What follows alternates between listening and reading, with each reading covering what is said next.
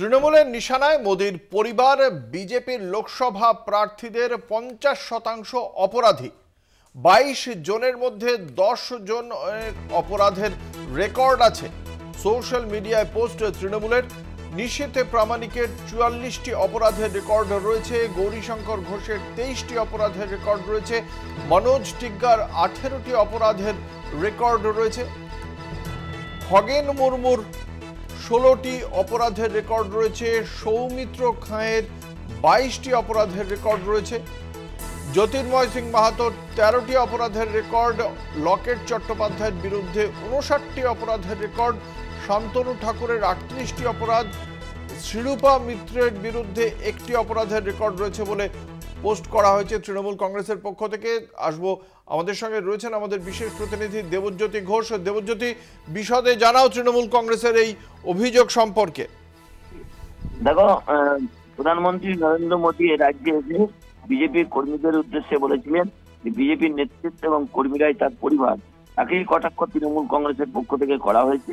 সেখানে তৃণমূল কংগ্রেসের পক্ষ থেকে একাধিক ব্যক্তি অর্থাৎ যারা ভোট নির্বাচনে লড়াই করছেন তাদের ছবি পোস্ট করা হয়েছে এবং সেখানে কাদের বিরুদ্ধে কতগুলো ক্রিমিনাল রেকর্ড রয়েছে তারই পরিসংখ্যান তুলে ধরা হয়েছে।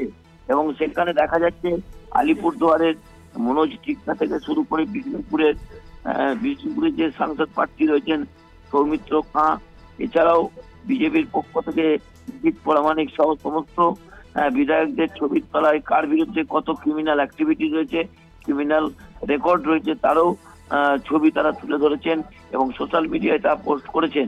অর্থাৎ মোদীজির পরিবার বলতে যারা ক্রিমিনাল অ্যাক্টিভিটির সঙ্গে যুক্ত তাদের কথাই তৃণমূল কংগ্রেসের পক্ষ থেকে এই টুইটারে প্রকাশ করা হয়েছে। অঙ্কুর, সেক্ষেত্রে এই এখনো পর্যন্ত এই যে এতগুলো অপরাধের অভিযোগ রয়েছে, সেই অভিযোগ ক্ষেত্রে ভারতীয় জনতা পার্টির কোনো প্রতিক্রিয়া কি পাওয়া গেছে? দেখো, ভারতীয় জনতা পার্টির পক্ষ থেকে এ নিয়ে কোনো প্রতিক্রিয়া পাওয়া যায়নি। তবে তারা যে ছবিগুলো পোস্ট করছে, যেমন হিরণময় চট্টোপাধ্যায়, তার বিরুদ্ধে 4টে ক্রিমিনাল কেস রয়েছে। সৌমিত্র খাঁ, তার বিরুদ্ধে 22টা কেস রয়েছে। এছাড়াও জ্যোতির্ময় সিং মাহাতো, তার বিরুদ্ধে 13টা ক্রিমিনাল কেস রয়েছে। এইসব ছবিগুলোকে তৃণমূল কংগ্রেসের পক্ষ থেকে সামনে আনা হয়েছে।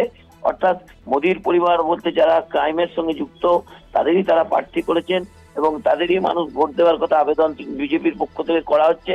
সেটাকেই তীব্র প্রতিক্রিয়া তৃণমূল কংগ্রেসের পক্ষ থেকে দেওয়া হয়েছে। ধন্যবাদ। আমাদের সঙ্গে ছিলেন আমাদের বিশেষ প্রতিনিধি দেবজ্যোতি ঘোষ।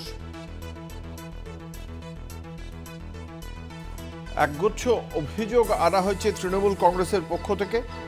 এর আগেও আপনাদের জানিয়ে রাখি, 2019 সালে ভারতীয় জনতা পার্টির যে 303 জন সংসদে গিয়েছিলেন তাদের মধ্যে প্রায় 42% বিরুদ্ধে বিবিধ অভিযোগ ছিল এবং সেই নিয়ে যথেষ্ট চর্চাও হয় সেই সময়।